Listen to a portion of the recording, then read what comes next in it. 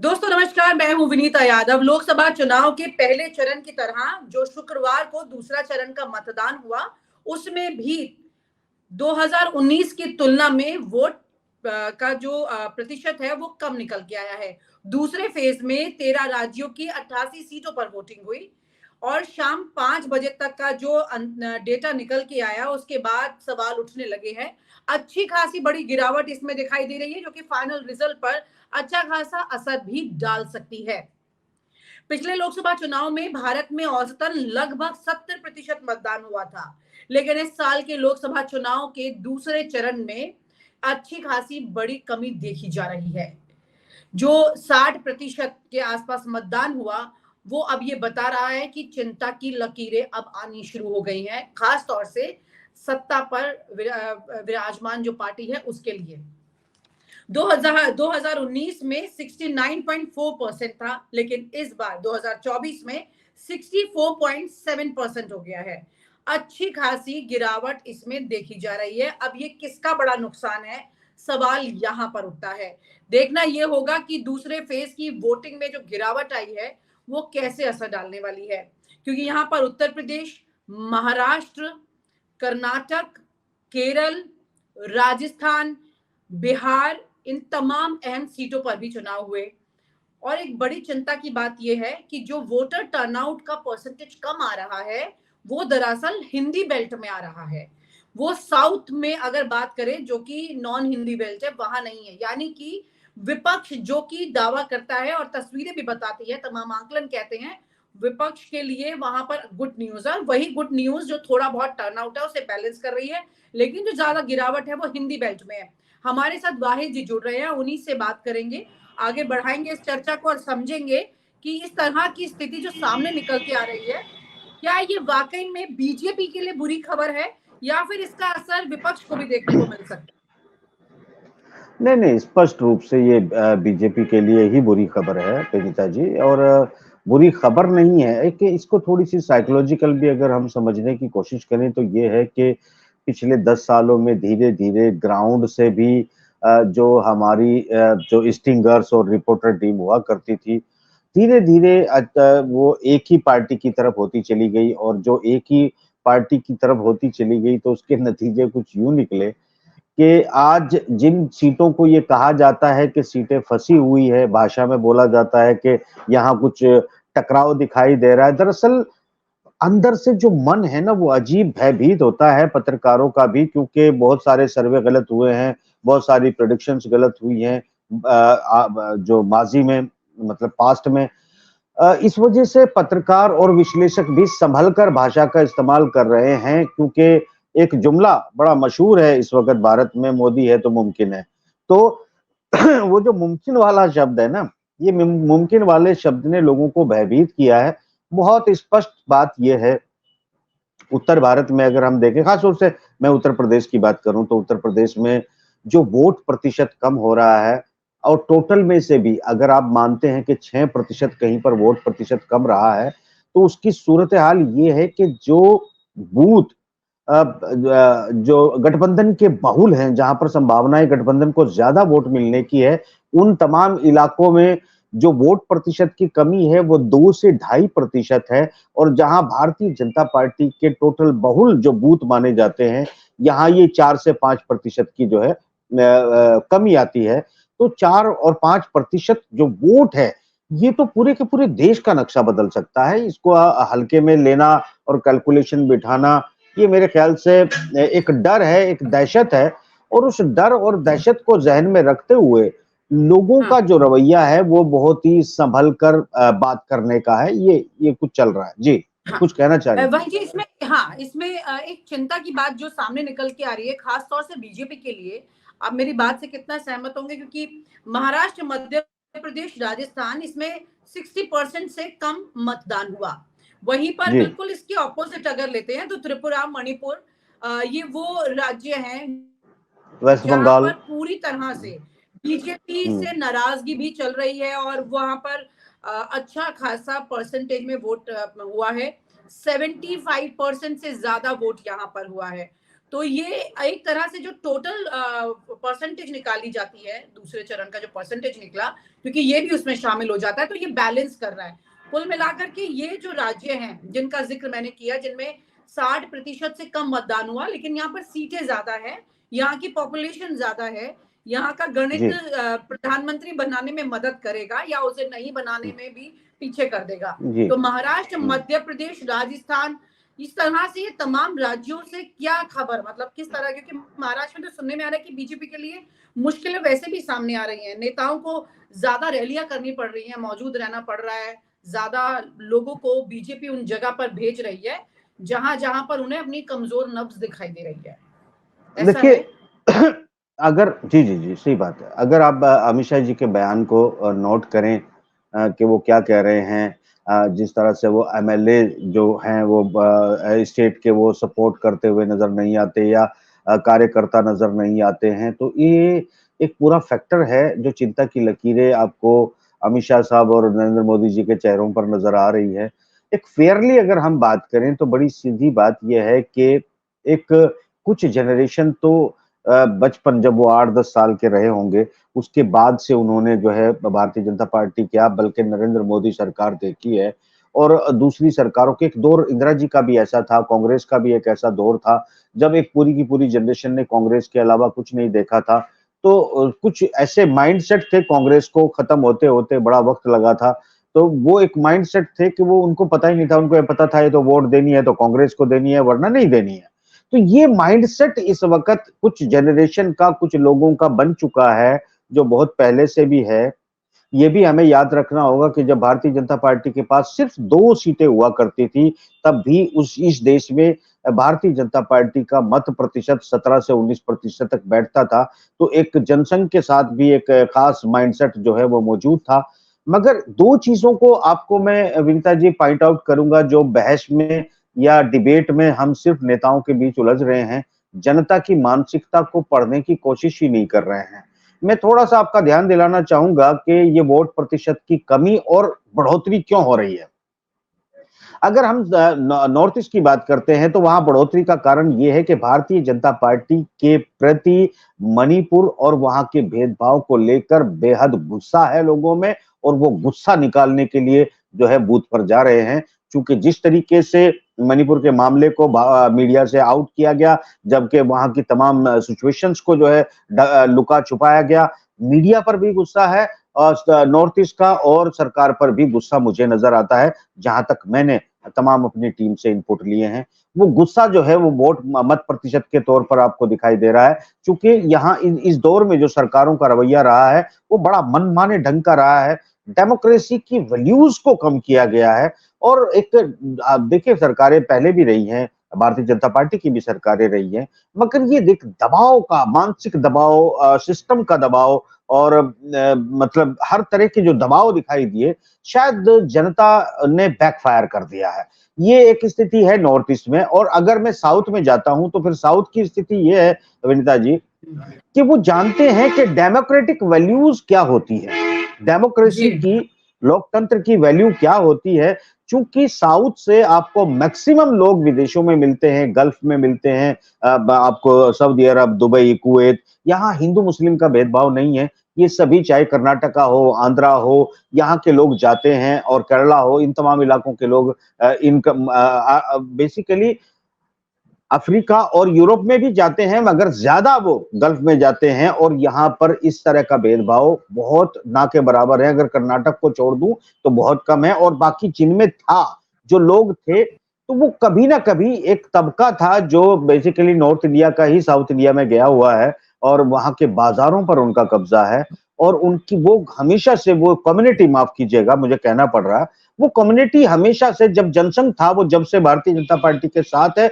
और जब उनको एक मौका मिला प्रचार के तौर पे तो उन्होंने इसको जो है पुशअप किया और पुशअप का जो है रिफ्लेक्शन दिखाई देने लगा मगर जो वहां की जो जनता है अगर वो धर्म को आगे भी कर ले तो भी उन लोगों के सामने इस वक्त विनीता जी परेशानी ये है कि एक तरफ जो है वो धर्म का जो उरूज है उसे भी देख रहे हैं मगर दूसरी तरफ वो डेमोक्रेटिक वैल्यू को भी देख रहे हैं एक बात याद रखिएगा कि जब कहीं पर किसी परिंदे को आप उड़ना सिखा देते हैं और वो उड़ना सीख जाता है, उसके बाद अगर उसको कहोगे उसके पर बांध दो या उसे कहोगे कि उसे कैच कर दो, तो आप ऐसा नहीं कर पाओगे, क्योंकि या तो वो आपके पिंजरे से सर मार के मर जाएगा, या फिर वो इतना अपने आप को परेशान महसूस करेगा कि वो कभी उड़े बगैर रह ही नहीं सकता।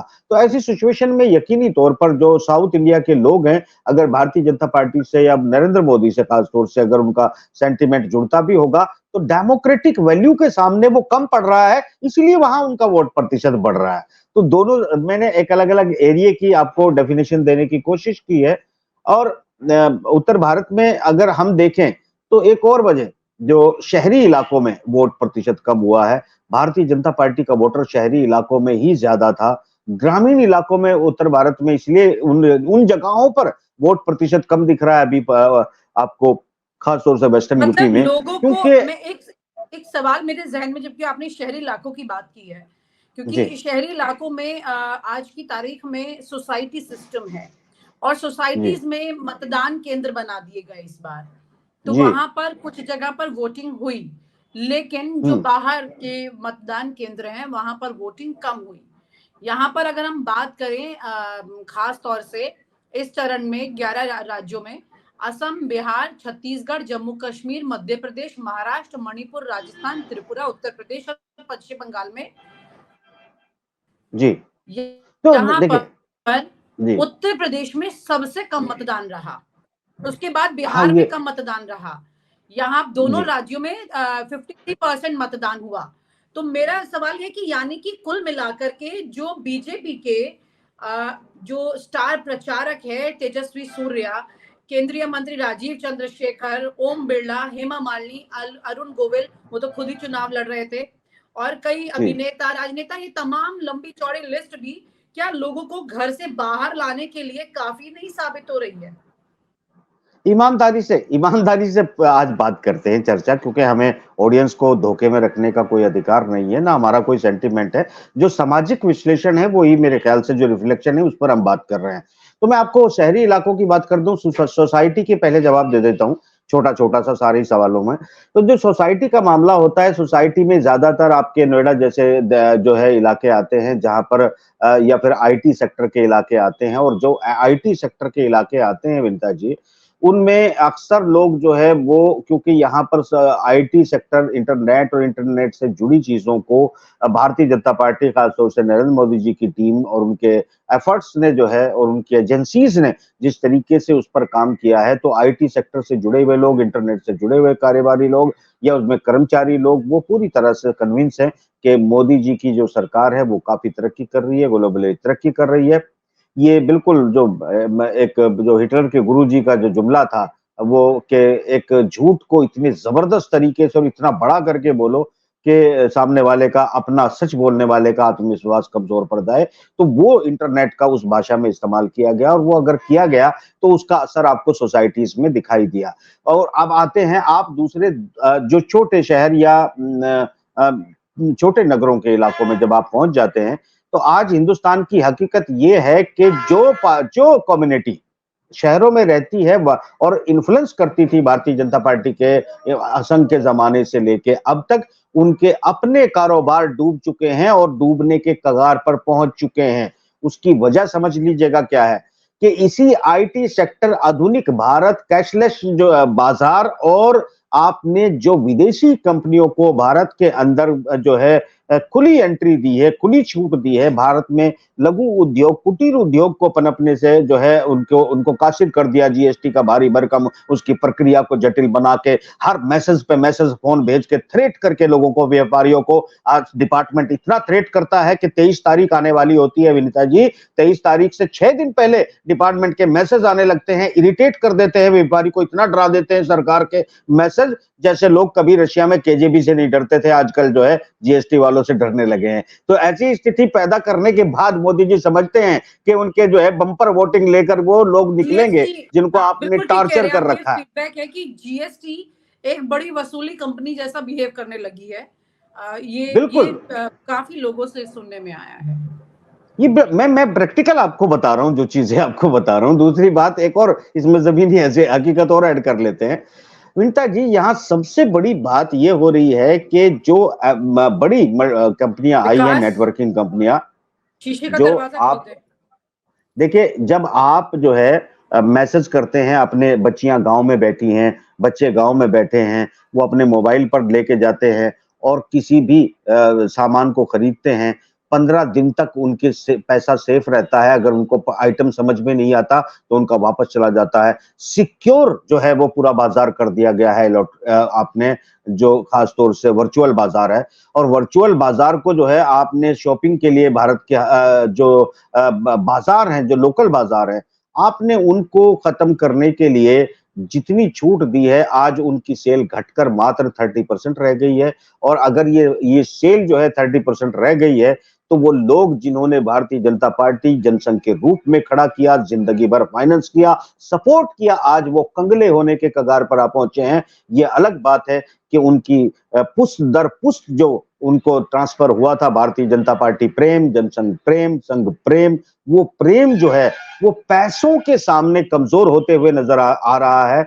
और विनीता जी, बड़े स्पष्ट शब्दों में मैं आपको एक बात बताना चाहूंगा कि मेरा ये मानना है कि भारत इमोशनली वो देश है, सेंटिमेंटल और बिलीव करने में जो है कुछ जल्दबाजी कर जाता है। मगर जैसी जल्दबाजी बिलीव करने में करता है, वैसे ही हमारे देश का आचरण ये भी है। माफ करना, मैं किसी धर्म को ठेस नहीं पहुंचा रहा हूं, मगर एक जो हमारी साइकोलॉजी है उसको बताने की कोशिश करता हूं कि हमारे घरों में रखे हुए देवी देवताओं की, भगवानों की जो मूर्तियां हैं, अगर 3 महीने हमें हमारे कारोबार में तकलीफ नजर आती है, तो हम घर में रखी हुई भगवान की मूर्ति बदल लेते हैं। प्रधानमंत्री जी, आपकी हैसियत क्या है कि आप लोगों को थ्रेट करें, लोगों के शहरी इलाकों में कारोबार को 30% पे पहुंचा दें, उनके खजाने खाली अगर कर दें शहरी और इलाकों उनके। की आपने बात की है भाई जी, मैं याद दिला दूं कि जी गाजियाबाद में जी 50% भी मतदान नहीं हुआ। 46 जी। जी मैं के आसपास में मतदान हो गया, 40% के आसपास। और ये तो वही जी जी शहरी सीट है, और ये वही बिजनेसमैन की सीट है जो कि बिल्कुल ब्लाइंडली बीजेपी को वोट करती है। वो घर से नहीं निकल रहे हैं। किन खास मैं भी यही कारणों को बता अभी रहा हूँ। आपने गिनाया है, जीएसटी और ये सब।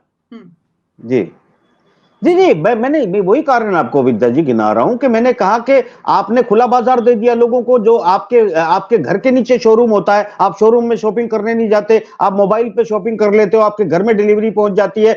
तो जो ये एक हमारा भारतीय कल्चर था, जिसमें लघु उद्योग था, कुटीर उद्योग था, हमारे लाला जी की दुकानें होती थी, जो छोटे छोटा जो हमारा 20% कारोबार चलता था, आपने जो एक एक खास सेंटिमेंट को इस्तेमाल करते हुए, बहुत बुरी बात बोल रहा हूं मगर उसका असर आपको दिख रहा है, आपने अर्थव्यवस्था तोड़ने के हर उपाय को किया है। आप न जाने क्या चाहते थे इस देश के साथ। क्योंकि मैं आपको याद दिला दूं कि एनवायरमेंट के नाम पे जिस तरह आपने गाड़ियों को जो है 10 साल और 15 साल में बदला, इसमें गाड़ियों की, विदेशी कंपनियों की सेल बढ़ गई, विदेशी माल इस देश में जरूर बिकने लगा, बैंकों को मोटा ब्याज भी मिलने लगा, जी मगर तकरीबन 20 करोड़ लोग जिनका रोजगार इस पर चलता था, बात समझिएगा, 20 करोड़ लोग, जब पुरानी गाड़ी हो जाती थी तो आप भारत के हर छोटे बड़े शहर के अंदर देखते थे विनीता जी कि वहां पर मिस्त्री की दुकान होती थी, मैकेनिक की दुकान होती थी, कहीं इलेक्ट्रॉनिक की दुकान होती थी। अब 15 साल 20 साल ये गाड़ियां खराब नहीं होती, वो दुकानें बंद हो गई, वो लोग बेरोजगार हो गए, सड़कों पर आ गए, मगर उनकी बाइंग कैपेसिटी खत्म हो गई। तो आपके जो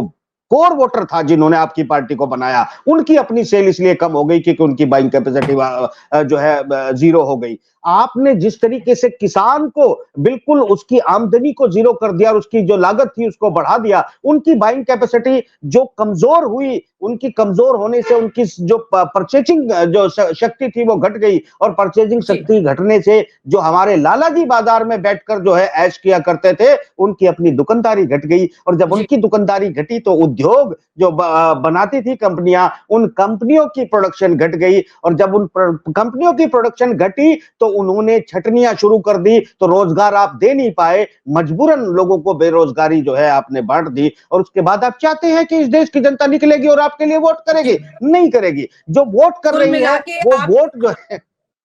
कुल मिला के आप आम जनता के रोजाना के मुद्दों पर जो जी प्रहार हुआ उसका जिक्र कर रहे हैं, और उसकी वजह से ये वोट परसेंटेज कम हो रहा है। बड़ी बात बिल्कुल। यहाँ पर एक आखिरी सवाल, ये तो परेशानियां हैं, लेकिन जी पिछले कुछ सालों में हमने लगातार ये देखा है भाई जी कि लोग कहते हैं कि हम्म। होने दीजिए महंगा, हम फिर भी हाँ मोदी जी को वोट देंगे, होने दीजिए नहीं होने दीजिए बेरोजगारी का खात्मा, कोई बात नहीं, हम उनको वोट देंगे। जो मोदी ब्रांडिंग का एक वाइडर कैनवास बना था, वो जी छोटा होता दिख रहा है इस वोट परसेंटेज से। ये जरूर एक तस्वीर सामने निकल कर आ रही है। और क्योंकि पहले से जो एक अपने अनुभव से भी मुझे लगता है कि इतने सालों में मैंने देखा है, मोदी जी ने जो पार्लियामेंट में 400 पार सीट का जिक्र कर दिया, वो एक हौसला बढ़ाने वाला एक वो सच्चाई उन्होंने दिखाने की कोशिश की, लेकिन वो सच्चाई है नहीं, अंदर की रिपोर्ट कुछ और है। लोगों को दो लग रहा है बातें। कि 400 पार हो जाएगा। तो मैं ये जी जानना चाहती हूँ, क्या बीजेपी ये पहले ही भाप गई थी कि मोदी मोदी ब्रांडिंग वीक हो गई है और यहाँ पर नहीं ये नहीं, स्थितियां सामने आने वाली हैं? नहीं हुआ है। आपको फिर अगले प्रोग्राम में जो है इसको डिटेल में क्या दर्शकों को जरूर जी समझाएंगे, क्योंकि वो बड़ी लंबी डिटेल है जिसमें ऐप को वर्ल्ड वाइड आएगा, जिसमें इजराइल आएगा, इजराइल की आईटी एजेंसियां जो है वो अपने आप में फंसी पाएगी। अब मोदी जी का जो है कॉन्ट्रैक्टर ब्रांडिंग का कौन था वो आएगा। वो बहुत गहरी राज की बातें हैं। मैं बिल्कुल अगर अगले जी प्रोग्राम करेंगे तो खोल के रख दूंगा। मगर एक जी चीज पहले, अभी जो हम साइकोलॉजी की बात कर रहे हैं इसी जमीनी बात पर कर लेते हैं, वो थोड़ी सी हाई लेवल की बातें हो जाती हैं। थोड़ा नीचे जो आम आदमी को समझ में आया अभी वही बातें करते हैं। तो मैं आपको यहाँ ये बताना चाहूंगा विनीता जी, कि जब इलेक्शन अनाउंस हुए उससे एक दिन पहले भी देश के अंदर ये माहौल या ये सुगबुगाहट नहीं थी कि भारतीय जनता पार्टी 400 सीट नहीं जीत रही है। आपको इसकी वजह बताता हूं क्या थी। क्योंकि राम मंदिर का उद्घाटन किया, माफ कीजिएगा, प्राण प्रतिष्ठा की गई। उसके बाद जो है हर घर में मोदी जी का फोटो, राम जी का फोटो ले जाया गया, वहां पर चावल दिए गए, वहां पर तिलक लगे। फिर एक्सपेरिमेंट जो एजेंसियां करती हैं, वो छोटी मोटी इंडियन एजेंसी ने किया था कि वो झंडे लगवाए गए और हर घर में झंडे, हर साइकिल, हर बाइक, मुसलमानों के भी आपने राम जी के झंडे लगे हुए देखे। मगर शायद मोदी जी ये बात नहीं समझ पाए कि ये जो श्रद्धा है ये राम जी के प्रति है, आपके प्रति नहीं है। दरअसल मोदी जी ने अंदर अंदर मान लिया कि वो खुद ही राम हैं, वो ही राम को लाए हैं। राम तो यहाँ सदियों से थे और सदा से थे और सदा रहेंगे। मतलब उन्होंने उन्हें ये गलत फहमी हो गई कि धर्म का प्राय जो है वो मोदी जी। अब आपका अगले सवाल पे आता हूँ। उनका कॉन्फिडेंस लेवल इन बातों ने बढ़ाया जो मैंने आपको बताई। अब मैं आपको बताना चाहता हूँ कि ये जो लोग हैं वो कौन है जो ये कहते हैं कि 1000 रुपए लीटर भी पेट्रोल खरीदेंगे। एक्चुअली वो साइकिल पे चलने वाले लोग होते हैं, उनके पास मोटरसाइकिल ही नहीं होती, उनको मजदूरी रोज चाहिए होती है। वो बिल्कुल वो लोग हैं जिनकी शॉप नहीं है, या जिनके जिनके बेसिकली कारोबार इत्तफाकन कोई ना कोई जो इनइक्वल हुआ है ना देश के अंदर, जो इनइक्वल हुआ है, तो कुछ लोग जरूर पैसा कमा रहे हैं। वो जो पैसा, या तो पैसा कमा रहे हैं या बिल्कुल वो है कि उसका डिमोशन जो है उससे नीचे नहीं हो सकता। जो पर डे वेजेस है वो उसको मिलेगा ही, वो उसमें खुश है, उसे कोई लेना देना नहीं है। उसके प्रति जो एक धर्म का जी चश्मा पहनाया गया था। मगर एक चीज जी आपको मैं बताना चाहूंगा यहाँ पर, कि पश्चिमी उत्तर प्रदेश सबसे ज्यादा धार्मिक टकराव का, जातीय टकराव का जो है स्टेशन रहा है। और उसकी वजह यह भी है कि यहाँ पर जो दोनों की तादाद है वो इक्वल है, बराबर है। अगर जमींदारी में देखें तो बराबर है, कारोबार में देखें तो बराबर है, पैसे में देखें तो बराबर है। तो यहाँ जो बराबरी का जो वेस्टर्न यूपी में हालात हैं, यहाँ पर दुश्मनी भी बराबरी की थी। और अब इन सब ने ये फैसला किया कि ये हमारी जो आपसी लड़ाई थी, दरअसल ये भाइयों की लड़ाई थी। आप यकीन मानिएगा विनीता जी, मैंने पूरे पश्चिमी उत्तर प्रदेश को और साइकोलॉजी को रीड करने की कोशिश की है। मुझे कमाल का, मतलब मैं तो ये कहता हूं कि मोदी जी को एक बार में चुनाव में तो नहीं, बाद में जरूर धन्यवाद दूंगा कि उन्होंने एक जो यहाँ पिछले 70 सालों से लावा धीरे धीरे सुलग रहा था, उसे उरूज के आखिरी पायदान पर पहुंचा दिया। और विनीता जी, जब बिल्कुल एंड हो जाता है किसी चीज का, तो उसके चारों तरफ आप जिधर भी जाएंगे तो नीचे ही आएंगे। और यही हुआ कि वो धर्म का उरूज जो है नफरतों का हो गया, और उसके बाद दुनिया जो है नीचे की तरफ चल दी। जी अब जो है हिंदू मुस्लिम दोनों हाथ मिलाकर गले मिल रहे हैं। और लोगों को खास तौर से वो कोर वोटर जिन्होंने जनसंघ में पैसे फंडिंग की, गांव गांव में प्रचार का काम किया, क्योंकि जो उनकी दुकानों पे आता था वो उनको उनको कान में घुट्टी पिला के 555 भेजते थे। तो वो जो लोग थे, उन लोगों की जब खुद की रोटी खतरे में आ गई तो वो आप भूल गए हैं। इसी तरह, जिस तरह मैं कहता हूं कि ज्यादातर हमारे यहाँ इस देश में अपने घर में भगवान की एक और मूर्ति है तो ला के रख देते हैं, या मूर्ति भगवान की बदल देते हैं अगर उनका कारोबार बैठ रहा हो उपाय के तौर पर। तो इस जी देश की जी जनता शायद जो है उपाय कर रही है, और वो उपाय मोदी जी को भारी पड़ रहा है। तो इसमें मैं नहीं देखता समाजवादी कोई फैक्टर है, मैं नहीं देखता कि इसमें कांग्रेस कोई फैक्टर है, मुझे नहीं लगता। जनता इतनी दुखी हो चुकी है, वो वोट या तो ये मैंने एक बात कही थी विनीता जी इसमें कि वोट नहीं डालने जाने वाले वो लोग हैं जो भारतीय जनता पार्टी के अलावा किसी को वोट दे ही नहीं सकते, उनका हाथ ही नहीं चलता, इसीलिए उनके पैर ही नहीं चले और वो बूथ पर ही नहीं गए। ठीक है, लेकिन अब लग रहा है कि ये ट्रेंड अभी और बाकी चरणों में भी दिखाई देने वाला है। तेज होगा, ये तेज होगा, तेज होगा, ये तेज और होगा। तेज हो रहा है। पहले चरण से दूसरे में ज्यादा गिरावट आई है मतदान में, जी और जी ये जी और जी। ज्यादा अगर गिरावट आती है तो बीजेपी के लिए बहुत बड़ी बैड न्यूज, प्रैक्टिकली आप लॉजिकली सिचुएशन को देखते हुए दिखाई देगी। एक चीज छोटा सा सेंटेंस जोड़ता चलूं, आपके प्रोग्राम शायद लंबा ना हो जाए। जब 19% वोट मिलते थे ना भारतीय जनता पार्टी को, तब उनकी मात्र 2 सीटें थी, और जब 2% वोट उनका 21% बढ़ के हो गया तो 82 सीटें हो गई थी उनकी लोकसभा में।